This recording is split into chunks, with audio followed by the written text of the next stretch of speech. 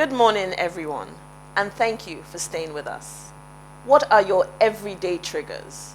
You know, those pressures that start when you wake up and don't always finish when you go back to sleep. And in some respects, they carry on till the next day. Whenever we react negatively to a seemingly mundane, insignificant situation, we become stressed. And as we know, this affects our mood, our productivity, clarity of thought, mental state and well-being, and even, believe it or not, our health. So my guest, Dr. Filani, and I will be discussing common triggers and how to understand and handle them, in the hope that moving forward, we can begin to chart a course to a healthier, saner life. Dapo is a John Maxwell certified coach, speaker, and trainer. After he lost 2 loved ones, went through immense and crippling grief, and developed strategies to claw his way out of the grasps of grief, he started a wellness and mindfulness platform called Team Absolute, which is a platform focused on helping people understand what thinking and living right should look like. Dapo is also an oil and gas professional who has worked in the industry for over 20 years. Welcome, Dapo. Thank you very much. We have a few minutes to make real impact and to hopefully make a difference in people's lives. So we'll delve right into it. And my first question is, what is and what constitutes a trigger? That's a very good question. I'm going to start by sharing of my own experience. As you mentioned, a few days on the 22nd of July, some 9 years ago, I went through a life-changing experience. I lost my first child to breast cancer. Wow. Okay? So I'm not going to go into the details of the cancer itself. I'm just going to use that as an example of how triggers can become a part of our life. So she's buried somewhere in Ikoyi in Lagos. And what I've found is every time I drive through that area, the memory of what I went through with her tends to come back. Understandable. So every time I hear somebody says, okay, I've lost a wife, I hear the announcement of the loss of a spouse, the memories and I get triggered. Okay. I lost my dad a year after to that. I was actually on the ninth floor of one of the leading hotels in Abuja, and I get that call that you don't want to get. So I get a call around 9:30 at night that you have to be a man. I said, what do you mean by that? So my dad passed around 4:30. It took the entire family about 5 hours to get through. How are we going to tell this young man? He's just going through the 5 stages of grief. He's probably now in anger, he's depressed and all that. But the key thing today, this happened 8 years ago. Every time I arrive at that hotel, because I still have to go to Abuja for business meetings and all that. So every time I'm checking in, I pay back the in the hotel and I ask myself that question, why?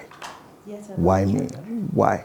So the key thing is a trigger is anything that can make you recall a past experience. Anything that's it could be a negative one, it could be a positive one, but in most cases it's a negative one. So anything, it could be a color, it could be a song, it could be an odor, it could be words. So if you've been a victim of unconscious verbal abuse in the past, and somebody unconsciously or in a flippant way uses the same words on you, it could trigger a certain sort of emotional response and all that. Wow. Okay. So trigger is anything that makes you recall. The key word is recall, because what you find is anything we're exposed to, informations you hear or what you listen to and what you've experienced gets stored in your subconscious mind. So our subconscious mind is a guardian that stores, it's like a memory bank that keeps all the information, both good and bad, whatever you're exposed to. So do people actually understand their triggers? That's a good question. Okay. For me, it took my going into depression to start learning what triggers were, start learning the roots of what I was going through, because I found myself going from being a cool, calm person to all of a sudden I was irritable, I was easily angered, I'd become very, very impatient. Okay. And it took me going out to say, first of all, something is wrong. This is not me.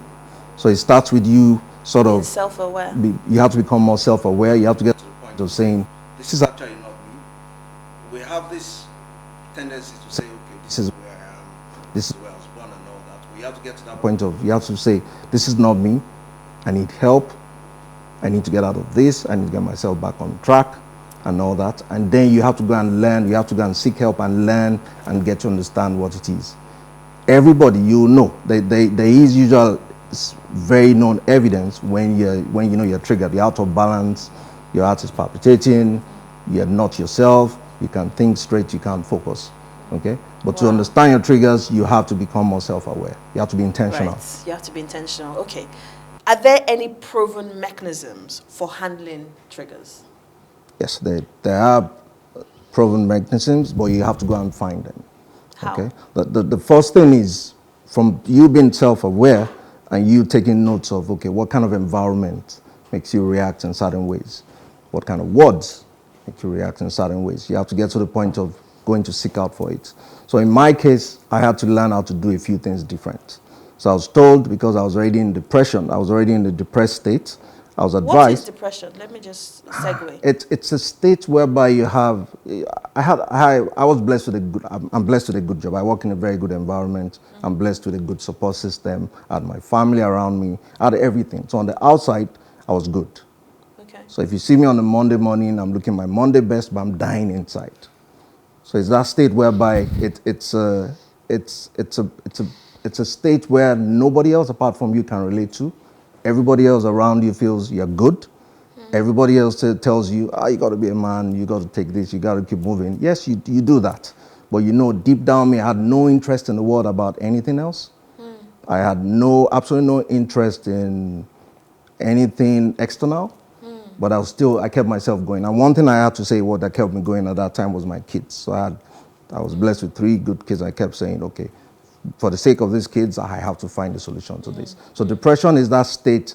It's internal. In my own case, it was internal. It wasn't obvious to everybody else. It was obvious to me that something in me was going away. I was dying gradually, silently inside. So what were the things you began to do differently? Okay. So I went through a period of 6 months when I was going in and out of hospital. I had back pain. I had all sort of things. My body was exhibiting a lot of stuff. Because typically when you internalize pain, your body is going to react. Either it exhibits through you get high elevated blood pressure or you have stomach upset. And in my case, I had severe back pain. So I was on pain, different levels of painkillers for a period of time. You said at some point you went from Panadol No, I went from Panadol to Panadol Extra to Tramadol. And then was not thinking what's the next stage of painkillers to give me before my doctor then called me in to say, Mr. Filani, we need to talk. We've done all the medical checks that we can do on you. There's nothing medically wrong with you. It's your mind that's making you sick, okay? And then it was at that point in time I said, okay, come to think, I'm an engineer of over 18 years. What do you mean by that? I'm used to 1 + 1 is 2. And you now tell me, it's your mind that is making you sick. What do you mean by that? So I then had to go through a learning process. I tell people you can be an educated illiterate, okay? The fact that I had an MBA, I'd gone to the best schools, the best training, I was completely out of sync. I had no knowledge. Yeah, you were clueless. I had to go and seek for new knowledge. I had to go and learn. So the first thing I was advised was condition what you watch, condition what you feed your mind. Okay? Because I'd already gone through true traumatic experiences. I'd lost my first wife and my dad. My subconscious mind was already full of all the ways I'd processed that. Because I told myself, it's my fault. I didn't do the right thing. Wow. I have done more than enough of beating myself up with my words, which is what we typically do when you go through a bad experience. Yes. We tend to beat ourselves up with our words. So I had to learn to reprogram to change my vocabulary. So I was told, you have to reprogram your mind. You have to change your vocabulary. I had to change my morning habits. I had to start my day in a different way. I had to learn how to condition what I do in the first 60 minutes of the day. So give me some practical tips. Okay, so I wake up in the morning. I used to be a news junkie. So I used to wake up in the morning, I feed on BBC, I feed on all the news networks. So by the time I'm getting out of the door in the morning, I'm loaded with information. I'm very current about all the bad things in the world. So the first thing I was told to do is, you're already in a bad state, you have to stop that habit. So you stopped watching the news? So I stopped watching the news. Wow. Completely. Stop watching horror movies, stop watching anything that is violent, anything that is negative. Because what those things do is that it then tend to trigger that part of you that is already in a bad state. So I changed that. Then I had to learn how to do mirror work in the morning. So I stand in front of the mirror. I start telling myself, I'm blessed. I've gone through a Positive bad experience. affirmations. So you do positive affirmations, positive self-talk. I pray, meditate. I learned the act of meditation. And meditation is your ability to bring yourself into the present moment and process what you've gone through. Okay? All these things sound great, but to an average Nigerian who's never been out of the shores of Nigeria, it sounds like Oyinbonese. Well, in my case, it was a life and death matter. Okay? So it's not beyond the reach of everybody else. We do it one way or the other. Our mind will be programmed. So our minds will be programmed anyway. So it's just a function of what you expose your mind to. So again, to go back to average Nigerian. Yes. A lot of people will say, this person is behaving like an Oyinbo person. No, na Naija we know they do all these things when they talk. What do you say to that person? To the because average Nigerian, everyday triggers exist. We're all brought up to wake up in the morning, we pray. Okay. Growing up, we didn't have social media, we didn't have the prevalence of information around us. We were brought up to pray. So that at least prayer is part of our day-to-day learning. Okay. So you wake up, you pray. Okay. So it's about doing simple things in the morning that allows you to condition your mind, body, and spirit. The spirit we go through naturally. So we all know that, okay, wake up and pray. To the average Nigerian, what I'll say is this. What I learned how to do is take charge of your mornings, take charge of what you do in the first 15 to 20 minutes of the day, because that shapes the color of your day. That puts you in the right frame of mind to tackle the challenges of the day. Are there any guarantees that you won't face any challenges today? No, we will. As far as you're living and you have blood flowing in your veins, you will face it. But the key thing, which I had to learn how to do, is about priming your mind, body, and spirit in the morning. And that's about you pray, okay? You read, you study, you meditate. What if you say you don't have time? You start work at 8 a.m. Okay. You wake up at 5 a.m. You have to get the kids ready for school. I hear you. You don't have time, you wake up, but in your commute, you can listen to audio teachings.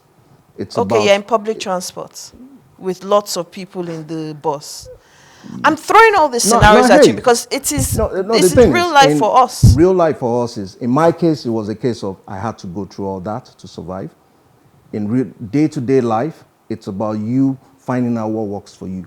Okay. So if you have to, for instance, you have to get to work at 6 o'clock in the morning, so you have to leave your home early. You may not be able to do it before you head out, but find 5-10 minutes for yourself. So it's about being intentional and purposeful. It's about being intentional. It could be that while you're in the bathroom, while you're having your bath, or that private space for yourself, you can be playing an audio tape in the background. Or so positive affirmations. Yes, you can be doing that. So you have to find a mix of things that work for you. So naturally, we do have natural things we have to do on a day-to-day basis in the morning that can compete for your time. But what I'll say is this. The moment your mind discovers a new way of living, and the moment you discover the importance and the benefit of doing it, it becomes a natural thing for you. So it's about being intentional at first. It's not going to be easy. For instance, I'm 47 years. That means I have 47 years of programming, 47 years of experience, 47 years of what I've learned from my uncles, my aunties, my friends, and my environment. So if I want to change, if I want to adopt a new way of living, it's not a microwave thing. There's no easy bullet. You have to then gradually learn to do things different. So you start your day in a different way. If you usually wake up at 6, and you know from 6 o'clock to 8 you won't have time, maybe you want to go to bed early and wake up at 5:45 and give yourself the first 15 minutes to invest in yourself in such a way that it puts you in the right position to deliver all the things you want to deliver for the day. Okay? That is awesome. It's about making yourself the first priority. Making yourself the first priority. And I remember when we were catching up, you had said, I'd asked you about, could it be seen as being selfish and self-centered? And you said, no, it's about self-care.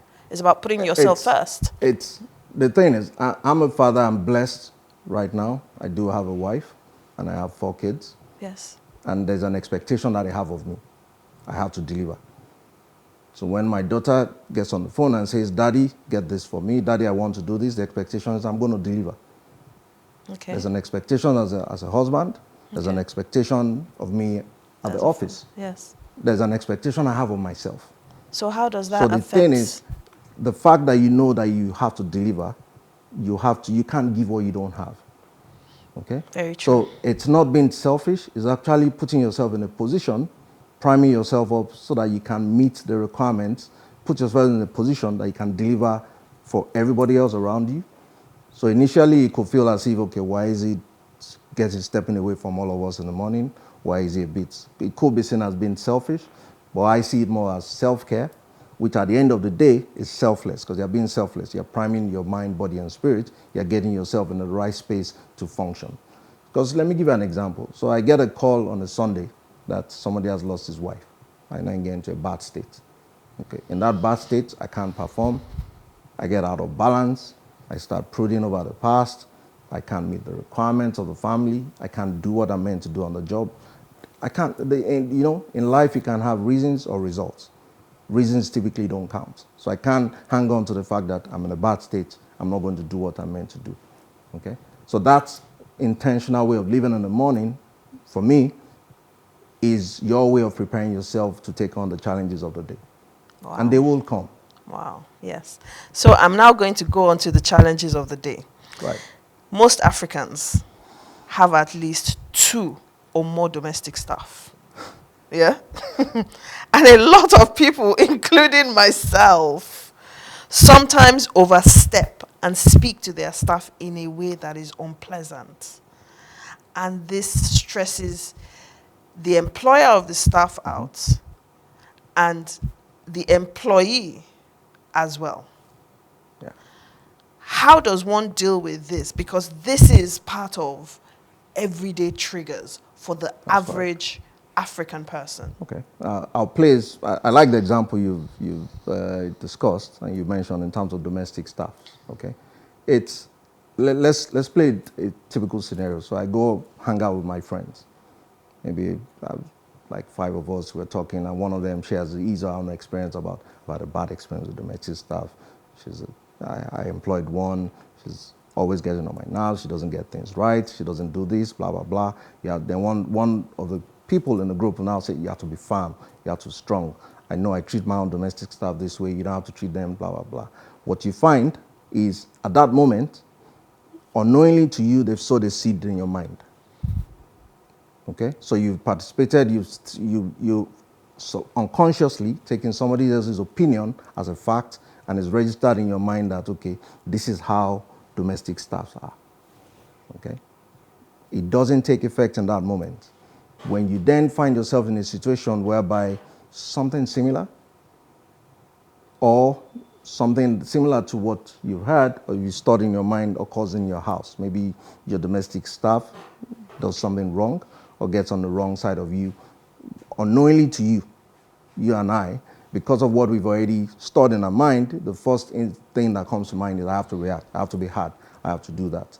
So when I say triggers, it's something within an environment that brings back a memory of something we've had or we've listened to. Okay, that's one thing. Okay, the other thing is this. At the end of the day, what's the end goal? You want to influence. You want things done in a different way. And of course, ability to influence is your ability to draw somebody into a sphere of influence. Going out, lashing out at your domestic, it's not going to get you the end result. Very true. Okay? It's not necessarily, it's one way of demonstrating that I'm in charge, but at the end of the day, it doesn't get you the end result. Yes. So it's about, at the end of the day, focus more, let's be outcome driven. So it's an outcome driven approach. What's the outcome I want? I want, at the end of the day, when I step out, I'm going to leave this domestic staff in charge of my house. Okay. So that house that you invested in, your children and everybody else, you're going to leave in the domestic person in charge. You want that domestic to be in the right frame of mind. Okay. Yes. The other way to look at it is that domestic staff that you have is an individual. What's going on in his or her life? Empathy. Empathy. Do you understand what is going on? There's a why behind why any normal individual would not just go out and be irrational. There's some exceptions to the rule, okay? But the question is, in that moment that he or she gets on the wrong side of you, call the person in. Okay. Why is this happening? Do the 5 whys. Okay. Try and get to the bottom of it. What you find in most of us is we employ our domestic staffs, but we really don't get to know them. Very We true. don't know what Very is true. going on in their lives. Very true. I'm going to interrupt you quickly Right. because I want to take one or two very tangibles out of this. And you mentioned them when we had our chat. One of the things you had said to me was, when you have a go at your domestic stuff, Okay. you're the one who ends up suffering Okay. it. Yes. The thing is, if I'm angry with you, as Feran, there's supporting research that says 95% of the negative outcome of that, I bear. Okay? So I lash out at you. Yeah, this, I call you names and all that. It gives me that initial sense of I'm in charge, I'm in control, I've done the right thing. But you find out that it's probably going to take you another 1 hour or two, depending on how you can quickly process it away. You may spend the rest of the day in a completely in a state of this, where you can't function and you can't deliver what you want to deliver. So the key thing at that moment is that you have a choice, and we all have a choice in whatever we do. I have a choice of lashing out, or I have a choice of thinking about myself and doing things differently. Okay, we have a choice. Thank you so much for that. Thank you very much. We've tried to put as much as we could into a very short space of time. So I'll quickly summarize some of the things that I've taken out of this. Thank you. 1, you have to be self-aware. 2, you have to be intentional. That's correct. 3, you have to remember that you have a choice. 4, you have to understand that self-care is not selfishness or self-centeredness. It's actually selflessness. That's good.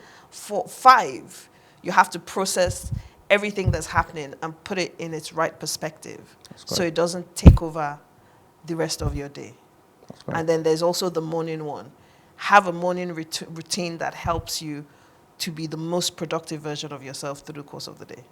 Thank you so much for that. Thank you very much. I wish I had written down all those things, but thank you so much for that. I got a lot from that. Thank you. Now we've come to the end of the session, and I cannot wait for us to have another session where we delve deeper into this. So I will be calling you back again. I look forward to that. Thank you so much for being with us today. Thank you. So next, we're going to wrap up the show very quickly. So please stay with us for a few more minutes whilst we wrap up the show. Thank you.